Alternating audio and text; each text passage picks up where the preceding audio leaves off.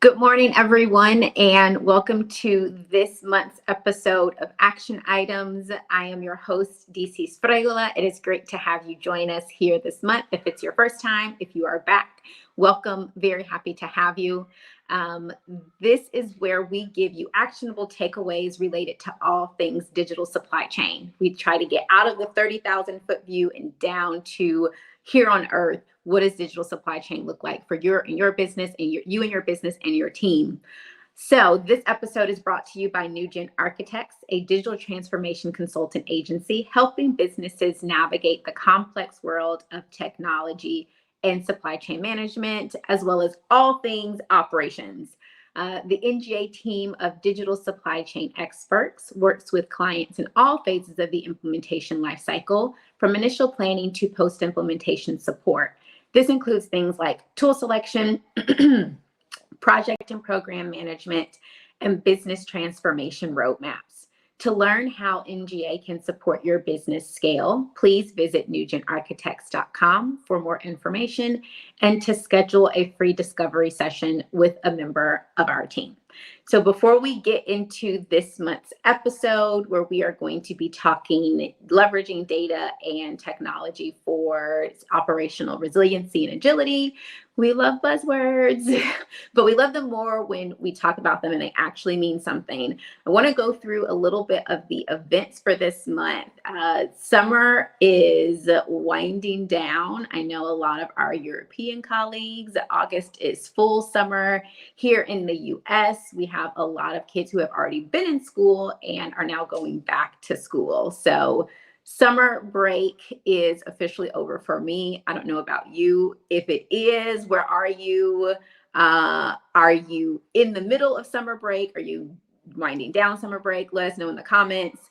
But summer break being over means that we're heading into fall, and fall means event and conference season is back. So the NGA team this month in August, we will be at the Atlanta Build Expo. At the end of the month, that is going to be August 30th and 31st. If you will be there, we would love to see you. If you are watching, leave a comment, let us know. Otherwise, reach out on LinkedIn. We'd love to schedule some time to meet you. Of course, what are we going to be there to talk about? Supply chain, all things industrialized construction and productization of construction, what that means for supply chain and what that means for construction companies as they get into what would be these repeatable processes. So we're really excited to be there. And then on August 18th, we will be joining the Women in Manufacturing Georgia chapter for a plant tour that I cannot remember the exact location, but we'll be doing a plant tour and a lunch and looking very much forward to hanging out with some other women in manufacturing.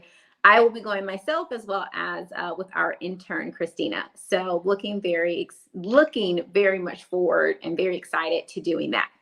Another announcement, I have my copy of Tribal EFSA Digital by our friends Klaus and Michael Chato. Actually used to work with Michael Chato, one of the greatest minds that we have in digital supply chain right now. Absolutely. They did not pay me to say that. That is a honest from the heart opinion. And we're going to have Klaus on the show in October. So I'm really excited to get into the book and read it. I have a special note in here from Munich. I used to live in Munich. So I have a special place in my heart for Munich, Germany, and the English Gardens. So very excited to have him on the show in October to talk more about findings in the book and how Tribal EFSA Digital. So with that long welcome spiel, I don't think I've ever done a 5-minute intro. Let's bring up our guest, Elisha. Hello, how are you? I'm doing well and excited. Thank you for the opportunity to be on the show this morning. And Yes. my kids are not yet back in school. No, so Alessandro starts school on Tuesday. First day of school ever. So we're feeling emotions. I don't know what the emotions are. but we're feeling a lot of the emotions.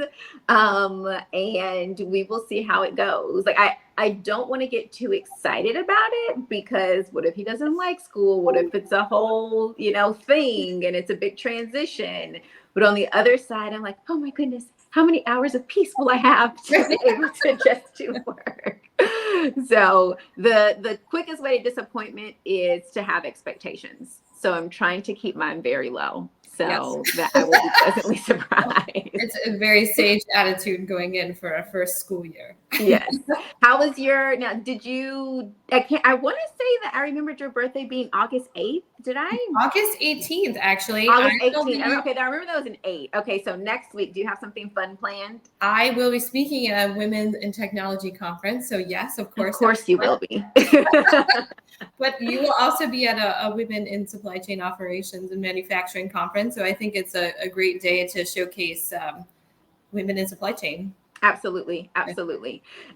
So let's get started. And let me just see here. Do we have we have Rob, who we love. Rob is a regular, always comes.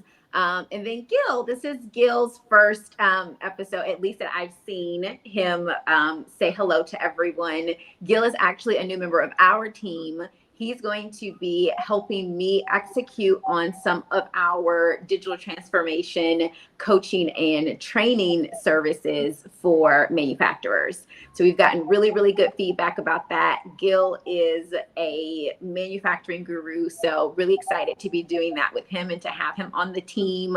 Last episode, we had, and the production team can see this. I can't see this right now, but the production team told me there were 60 people live last month. And you guys were super, super quiet. So join in the conversation with us. If you agree with what we're saying, tell us so we know how smart we are. If you don't agree with what we're saying, tell us. We love to engage in conversation. If you have questions, do not be shy. We will get to as many of them as we can. So if you're joining us and this is interesting to you, time is our most valuable resource. And if you are spending your finite time here with us, that means that you want to get some really good nuggets from it. So definitely make sure that you are leaving your comments and letting us know how things are going. So Elisha, give us a little bit about your background. And I am going to go ahead and let everyone know you chose this topic. Yes. I loved it. So, okay, let's go with it. But tell us about your background and then why you chose the topic. Yeah, absolutely. So I have been at the intersection of supply chain and IT since 2007. I have done everything from implementation and SAP support to strategy, target operating models, where should businesses, do their next new market. And one theme that was consistent throughout all of this is how do we make decisions, and not being able to get to understanding of each individual functions within a supply chain. How do we bring all of those pieces of information to light so we can make better decisions? And I believe after COVID that some of those pressures and the supply chain disruption brought more of that to light. And I still think, even though companies understand there are technologies out there, they're really just not sure how to utilize them the best. Our phones carry thousands of pieces of data that people are utilizing all day long, but not much of that is utilized. So I'm looking forward to talking about how technology can be best suited for supply chain decision making. Absolutely. And full disclosure, everyone, the action items are in no particular order this week. To be also fully transparent, I struggled with the action items this week because you guys know what we try to do with the show is to make sure that, okay, what can you do? Today is Friday. Think about it over the weekend. What can you do on Monday to start moving forward? So we don't tell people create an S&OP process. Thank you, DC. I will do that with my entire team tomorrow. Those aren't the types of things that we want to talk about. we want to talk about things that you can actually get done. So when I was thinking through, my experience, Elisha's experience, the things that we've talked about, I really struggled to nail down in a nice written banner way, and that it scrolls across the screen on the bottom there, and that it makes sense in just a couple of words. So we have action items. We're just going to kind of throw them up. We may or may not follow them in order as we're going through the conversation. The important part is to really listen to what we're talking about and see what you can take away from that with your team. So with that said, one of the biggest things that I have, and we talked about this in the pre-show, is to create a data governance plan. Like that is something that you can just do. What data do you have? And this is very much from something that our team is living this week. We created an inventory model, an Excel inventory model, as they're getting ready to get into some automation and get things into the system. But as we know, is one of our other, action items, you can't automate something that you don't already have. So there was no baseline to really figure out what was going to be automated and what the system was going to do. So we built that out in Excel. And when we sent data requests, it was just random spreadsheets of stuff that was just like coming. Just random spreadsheets of stuff that were coming. And what were we doing? Oh, well, what does this column mean? I think that I figured out that this means finished good, but maybe not. Is this the name of a plant? Is this the name of a warehouse? Is it an abbreviation for a vendor? So when I think data governance plan, like one of the first things that like you can do Monday if this does not exist. Take your spreadsheets, look at the column headers, and define them. Like very, very basic. Is that a good thing? Is that a good first step when you think of data governance plan, or what do you normally follow? Yes, I work with mostly large enterprise companies, and I know that we kind of intersect in mid-size, but you also work below. But everyone has a different meaning of what is a sale, or what is a geography, or what does this metric mean based on the data that's coming in there. So one of the easiest ways to do that is work together to define, what does a sale mean? What does a finished good mean? When does it become that? So everyone has clear understanding of what the data means when it shows up in a dashboard. So if you would take the spreadsheets that you have right now, in the case that they are, without a governance structure or a data pipeline, and throw them in a visualization tool, it would tell you nothing. Exactly. even just your spreadsheets, if you did not put them in a tool, what does it really tell you? They wouldn't tell you anything, because there's no meaning behind them, there's no definition behind them. So getting your data organized in a way that it makes sense, and then communicating out which each data set means, is the first step to being able to use the data. Without that sort of structure, it's just, handwritten. It's just numbers and letters. Yeah. It's just numbers and letters. Yep. So I was talking to the team member that we were working with this on, because we also have to start doing training documentation for it. And when I started to write down, I said, okay, well, I'm going to start doing all these things. And I was like, wait, I don't remember the workflow. Yes. But okay, cool. We have this data now, but what am I using and when am I using it? Because I can be thinking, to your point, everyone has the different version of when something is a sale, when something is this thing, when something is that thing. And I think that what I have learned is that I did my CSCP certification, and they told me, oh, this is your frozen slushy zone. This is the liquid zone. These are all of these terms. And then I get into, the real world, and every single organization uses them in some sort of different way. So conceptually, yes, we all know what these things are, but in practice within every company, it's different. Yeah. So when I started to write down, I sat down and I said, oh no, I need to get on the phone with the client, because what I'm thinking based off of what we built out, that doesn't mean that that's necessarily how they're going to be using it. Yeah. I think that makes sense, what I'm building, but let me get a sanity check, because what's the workflow? So it's not even just the data, but at what point, back to your point of using data for decision making. Okay, cool, you have this information, but what are you actually doing with it?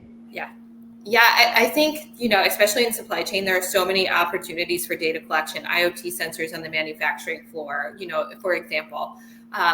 But if we don't understand the process and when that data becomes available, we can't necessarily understand when to utilize it. And we definitely can't understand, even without data input anywhere, we can't make any decisions unless we know what the actual process that's followed. Now, people will tell me I have workflows and I have, desktop guys and all of those things. But then when you walk down onto the floor, that is not what is actually happening. Somebody's figured out a better, faster way to do something, and circumventing some of that desktop procedure.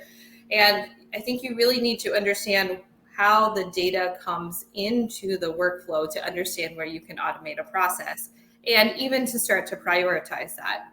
If we think about, for example, maybe I want to start automating somewhere. Let's just start there. All of my purchase orders right now are manual. If we wanted to put a barometer on that, manual purchase orders are about $17 a cost to get them into a system. But take a note. Yeah. Anyone who is trying to come up with a business case. Yes, that's right. $17 is your baseline. $17 per PO. Multiply that by the number of POs. Yes. If you don't take anything else away today, that is how much it's costing your company to run manual POs. Yes, definitely. But we have to understand when this data, so that data would not become available until it's entered into the system, right? So we're just looking at ways, how does the data flow? How do the actual processes flow? And where does it make sense to automate? You could put something in there like a digital worker to read the PO when it comes in as a PDF, not adding much overhead, but saving some, getting your ROI back. But you have to, like you said, make the justification the business case. So we have to understand the overall process workflow for every function in our supply chain, which, spoiler alert, it's like the entire company. And then spoiler alert, it's the entire company. It's not just production, it's not just transportation and warehouse. It's literally, if you go through everything that touches supply chain, it's accounting, it's finance, you need marketing data, you need sales data, you literally need every HR, headcount, like everything. Yes. So to bring that, we can bring this back full circle. Like, how does your production maintenance downtime affect your customer experience? We could, but we can't do all of that without understanding how does data get into the pipeline and how does the workflow happen across our company and organization? Because that's when the data sharing happens, and that's when it can be used for data decision making. And you need that foundation in place to say, okay, well, we've noticed this is the bottleneck, or this is, costing us whatever. Let's see what portions can we then automate. So it's bringing that into the system and from everywhere, really. Absolutely. So I have a couple of things going in my mind. The first thing, before I forget it, just because it's very relevant to what we just talked about and how every company has something different, is that I completely forgot about this until you just mentioned it. So a week ago, last Friday, a friend of mine in the construction space, he works at a big, huge national construction company, and he said, we're making these pods, we're making these bathroom pods, and I don't want to mess up the SKU nomenclature. Like, is there a standard for SKU nomenclature? And I said, something that makes sense that you can document and say, this abbreviation means this thing. This final part number is created by this and this and this. Because when you get to the point to where you want to automate that, and someone's not manually going into the item master and creating a SKU, you have to be able to tell the system what the logic is. Yep. So make it whatever you want to make it, as long as it makes sense, and as long as you can document what you have done, and then a system can automate in the future. And he was like, there's no like standard, your SKU is this. And I was like, if only there was. It would make everyone's lives easier Right. because I mean you learn so much, in one company, and then you learn how they do it, and you go to another company. It's like, oh well, that doesn't mean that here. It means something else. So just like the learning curve that we have as supply chain professionals of like Oh, going to different organizations and just relearning what the SKU nomenclature is. I said, if only there was some sort of standard. right. And then you throw in the other things, right? Like this cup, if it was it's a vendor SKU number and then a customer SKU number. Yes, yes. For, make sure that Absolutely. So again, since our action items aren't in any order, one of the things that Nicole, you can go ahead and throw up the second one. Maybe it is my idea, maybe it's not. But what do we use data to create an automation plan? So I remember what I was thinking with this, and this is kind of aligned with what I was going to ask you, Elisha, is we are talking about data in general. PO, manual POs, automating POs, that was a good example. But when it comes to what to automate and what data do we need, do you normally go with, well, what data do you already have? And then you start from there? Or do you, this is the data that we have, what can we do with it? Or do you say, this is what we want to do. Do we have this data to make it happen? And then if not, let's go get other stuff. Personally, I start with the latter. Okay. My stance is, or mental model is not to create work just to create work. If there is a need or a desire to problem solve for a particular challenge, that's where I would start. And I would say, okay, we know that we have, a simple example, let's do purchase orders. We could have intercompany purchase orders that actually don't work. I worked with a company at one time that they were sending intercompany purchase orders, and 50% of the intercompany orders were getting stopped for erroneous data, right? Mm-hmm. So that is a challenge that I would start with and say, well, why are 50%, why are thousands of POs a week getting stopped when we own the entire company? Why can we not solve this problem? So then I start investigating, well, what are the most common errors? What data are we lacking? How do we get some structure around that to ensure that going forward, we can automate all of these EDI transactions and make them actionable into POs. So I like to start with the problem and then use data and automation to solve it. Yeah. Now, sometimes it's not. Maybe it's just a process change, but I really almost always start with a problem unless there is, some sort of need where you're just trying to get some data to understand where you are. If you're starting with nothing and you just want some sort of, barometer to see where you benchmark, then maybe, but I almost always start with a problem in mind. Okay, absolutely. Another question, which I think is also leading into an action item, because we also, in an effort to not do false advertising, the event that we would talk, the LinkedIn event post that we would talk about resiliency. Yes. And I do remember that one of the action items that we came up with, I don't know if it's the next one or if it's later down the list, but it was to determine what resiliency means for your organization. And it kind of is also, it's reminding me, I remember there was a time where we were talking about visibility, like visibility was everywhere. That was the big buzzword, visibility. And when you would talk to someone and say, okay, well, what does that mean for you? Is visibility, I know where my orders are? Is visibility, I know like what the production team is doing? Is it, I know where my freight is? Like it means different things. And I feel like we could say the same thing for resiliency, especially as it relates to data and technology. So what are some vision statement is the only thing that comes to mind.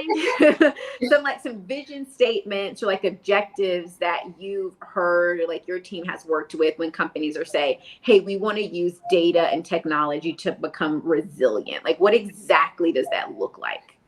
So for me, again, I like to look at, the bigger picture and then break it down. So if your mission statement as a company and is to make sure that your customer experience is your CSAT score, promoter score, whatever it is a certain threshold. How do you ensure that your company is resilient enough to do that? So I have to interrupt you go ahead. just to make sure that everyone caught that. Yeah. So you specifically you went to a metric. Yes, I did. You didn't say like, oh, we want our customers to be happy. Like you specifically said, like, we want this metric to be improved or maintained. Like it's very specific. Yes. And that is how you can now use the data to say, okay, we need this. Okay, that's it. Yeah, no, thank you. Thank you. Sometimes it just hops right over, why I say that, right? So we start with a metric. And so how do we then break that down to how are we going to then fulfill that metric, right? Mm-hmm. So if another metric is, okay, well, we're going to break that down and make sure that our on time and full rate is X number. So how do we then monitor what our on time and full rate is, then getting all of that data into the pipeline? So the resiliency, like you said, means different things to different companies, but I like to start with, well, what are your end goals, and then break them down into different goals, either by function or overall, so that we can create that plan to say, well, resiliency means that we are servicing 98% of our customers, despite what our internal disruptions might be. Mm-hmm. So what do we need to do from there? Is it this amount of inventory? Is it this relationship with our vendors and suppliers to gain visibility ahead of time? Is it that we have, similar parts that we could, repurpose?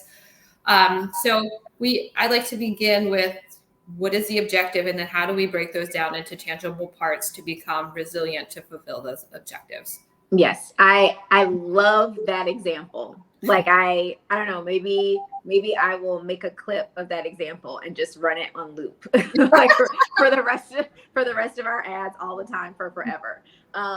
Which we don't do ads, but one day when we do ads,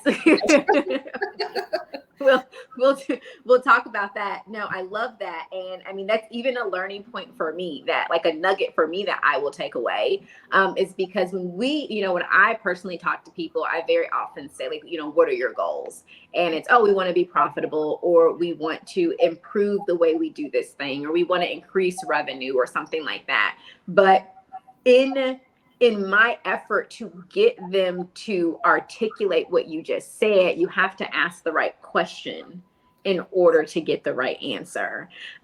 So that is something that I will personally take away and say, but okay, what does that look like? How do you think you can become more profitable? Well, we can serve customers faster or serve more customers, because we are able to do these things, which is very specifically related to X metric, intermetric here.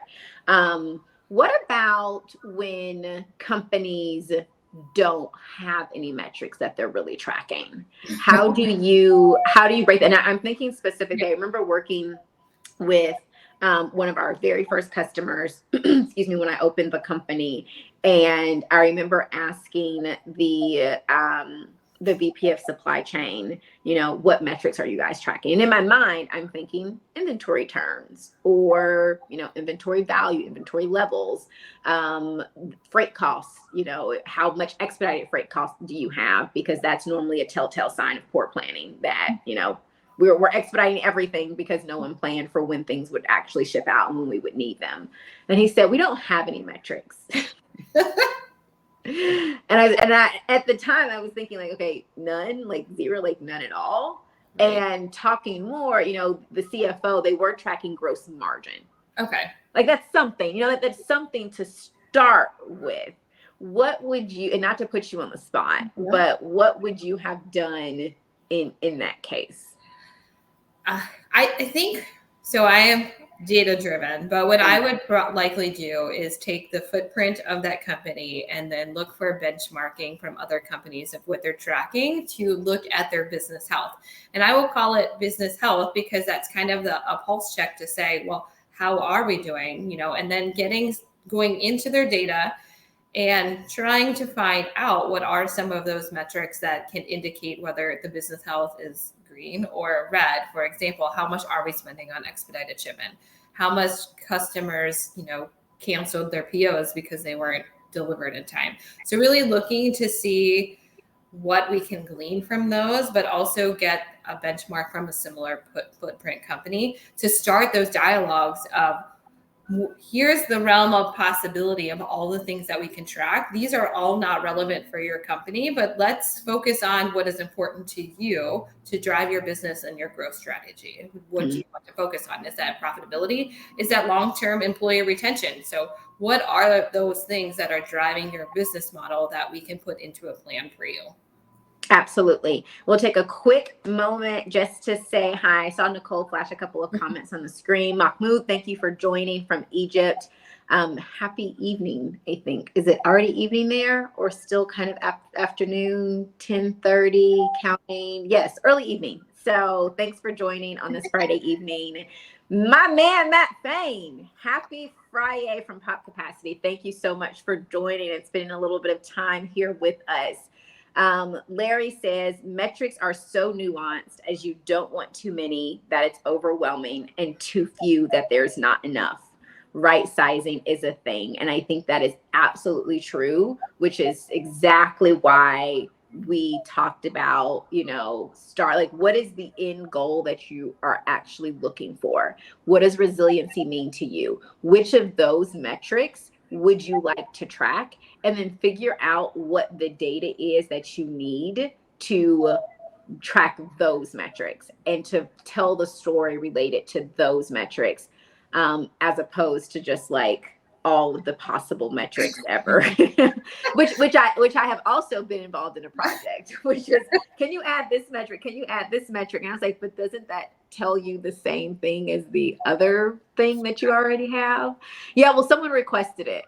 Okay. Yeah, that's Larry, I wholeheartedly agree with your statement that they're nuanced and they can be everywhere. And I'm very cognizant that metrics and tracking also drive behavior. So we want to make sure that we have the right metrics in line and that it fits for the business process. Right? Mm-hmm. You can't have sales with one metric that are all about driving, and then not the metrics for production don't match up and marry. So you've got to be really conscious of what metrics. We have a question from Karen. What do you do if the company has no metrics and are living in the past? Karen, will you give a little bit more detail as to living in the past? What exactly does that mean? What do you do if the company has no metrics? What do you want to take for that first part, Elisha, of the question? Yeah, I think that's very similar to what I stated before. Just if they have no metrics, just kind of understanding what do a similar footprint of company do, and then also work with individual leaders of functions, because I'm sure that each leader in a function has pride and takes pride in operational efficiency in their own function, and see what is relevant and important and a priority to them, to see how we can start getting a baseline there and then understanding what metrics might be important to those individual function leaders.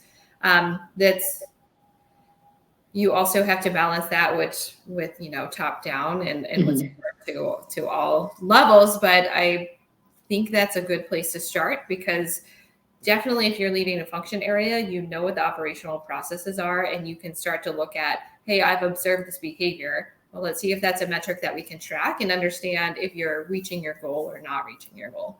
Right. I like what you said about identifying the metrics that are important for different business leaders, because I have two questions, and Karen did say that living in the past is what she's saying is resistant to change. And one of the things that I thought about specifically whenever we talk about resistance to change, it's almost always what's in it for me.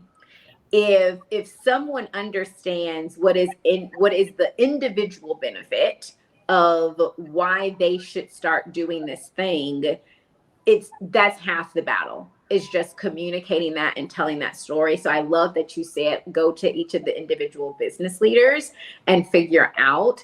I also have to say that I don't know any company that has no metrics. So if you are in business, the leaders are tracking something. Yeah. They might not have nice, pretty dashboards. They might not be sending out reports and communicating that with the rest of the organization, but someone is tracking something. You have to be making money. You are ideally profitable if you're in business. So there is some metric that is being tracked. So I think that, really starting there and figuring out what are the one or two or three metrics that leadership actually really cares about. Again, whether that at this time it was gross margin, contribution to gross margin, that's the only thing they thought about. But if you start there, you can drill down to figure out, okay, if this is what you care about, business leader, these are the other things that flow into that you need to start monitoring. And why is that important to you? Are individual bonuses tied to these things?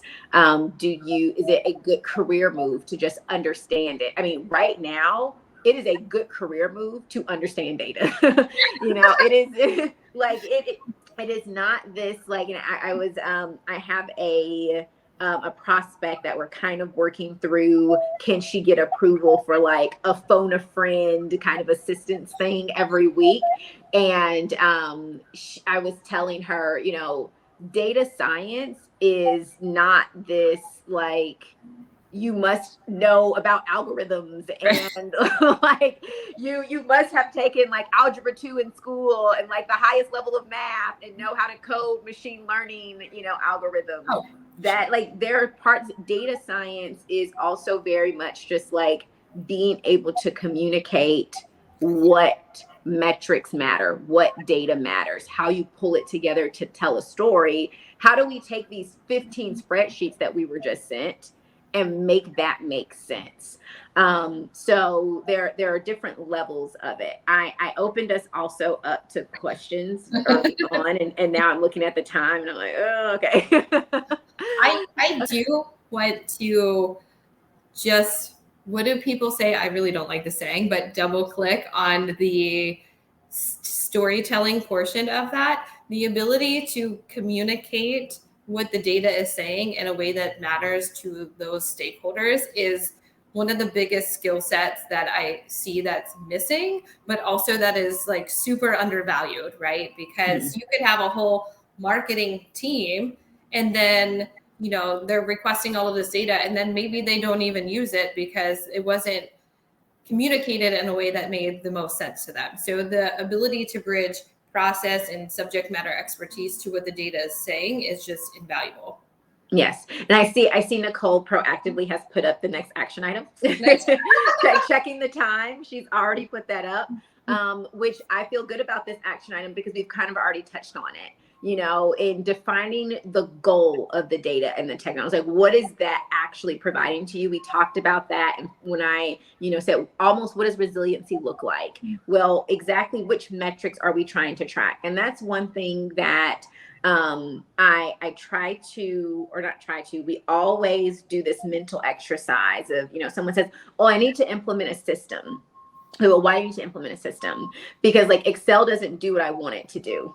Well, is that because Excel actually doesn't do what you want it to do? Or is that because you don't have the internal expertise? I know people who are like Excel gurus. They can build anything in Excel. But of course, once you get to like multiple dimensions and trying to create different scenarios. Mm-hmm. So in that case, I would think, they want to decrease the planning cycle. Decrease the time of the planning cycle. And then what is ultimately the point of that? To be able, you're talking about those 98% service levels. If I don't have the right inventory in the right place at the right time, I can't achieve that service level. So I need to reduce my planning cycle and enhance it to be able to give me these insights so that I can make these inventory and purchasing decisions. So it's really about communicating that when you figure out what the goal of the data and technology is. Did I properly summarize your words? Yes, you did. Okay, perfect. Perfect. Okay, a couple of comments. Gil said when we were talking about metrics, resistance to change, one of his suggestions, he always asks leaders, "What's the first thing you look at when you start your day?"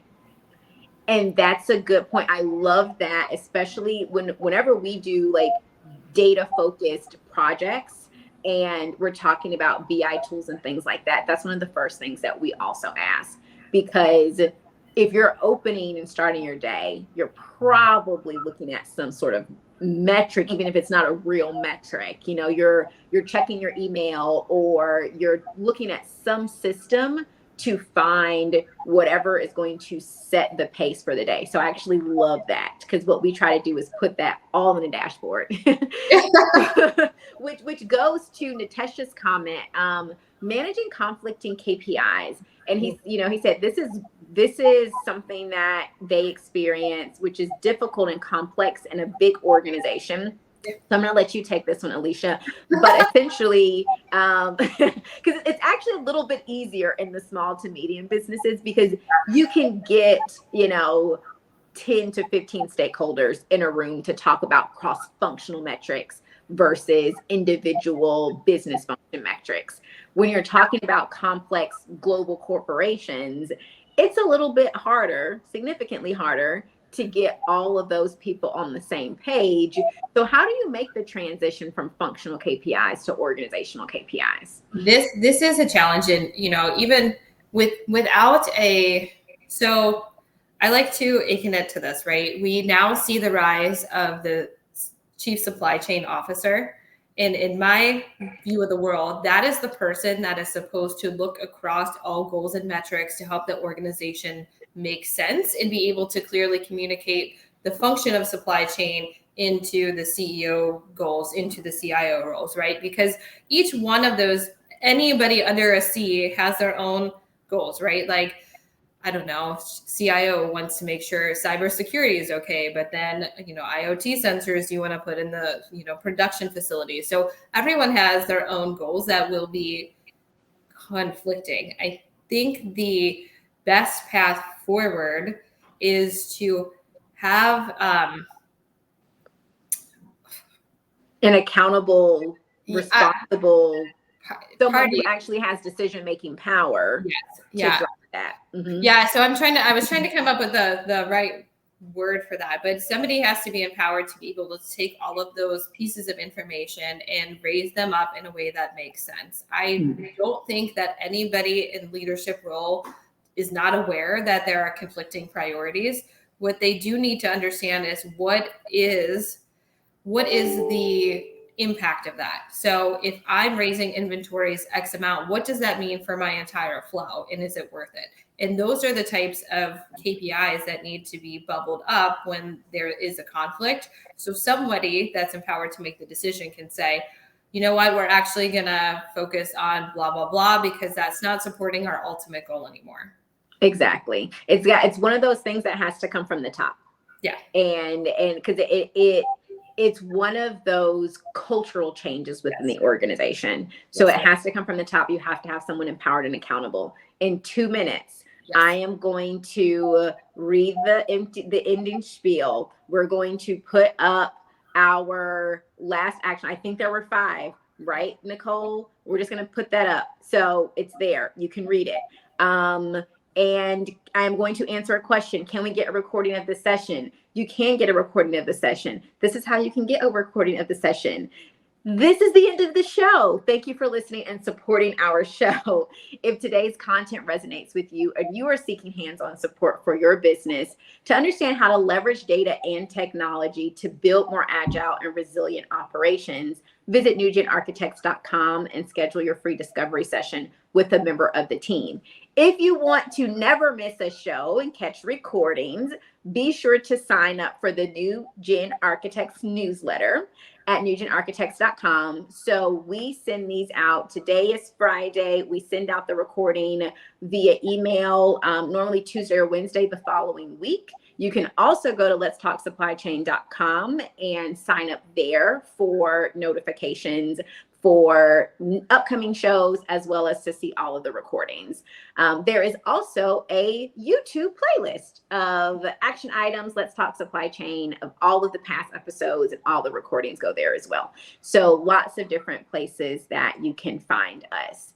And with that, I think there was one comment we didn't get to about how a company can progress if there is no matrix, how they project their progress if all stakeholders just sit around and think about their goals and define how to measure and track them.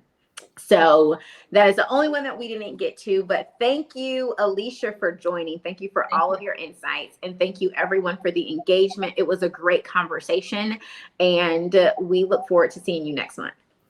Thank you.